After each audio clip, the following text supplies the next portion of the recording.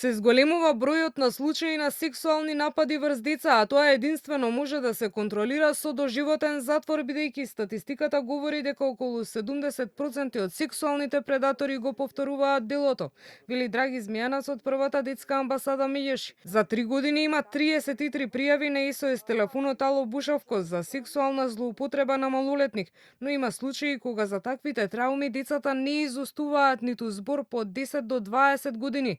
Затоа, овие дела не треба да застаруваат, вели Змијанац. Бројот на случаи се зголемува во последниот период и формите и начините. За вакви трауми децата знаат да молчат и по 10-20 години.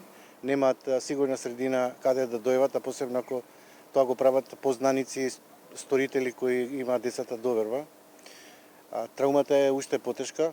Ние се залагаме за доживотна казна затвор за сексуалните предатори, посебно ако го направат под 14 години полов напад на дете.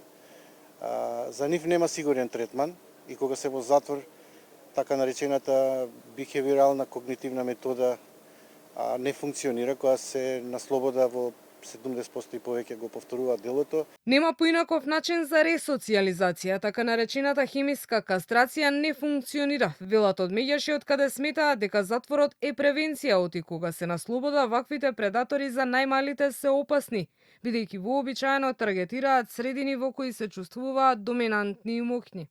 Последниот случај на полов напад врз 11 годишно дете од страна на јавното обвинителство е процесуиран вчера. Обвинителството започна истрага против 70 годишник кој е обвинет дека сексуално нападнал девојче на кое му одржувал приватни часови. Според неофицијалните информации, тој на девојчето му држал часови по пијано. Случајот во полиција го пријавил таткото откако забележал дека 70 годишникот ја допирал ќерка му додека и држал часови во неговиот дом. Обвинетиот не смее да излезе од дома. Одземен му е пасошот, не смее да држи ниту часови на други деца и мора да се јавува кај службено лице на одреден период, поради мерките на предпазливост предложени од обвинител.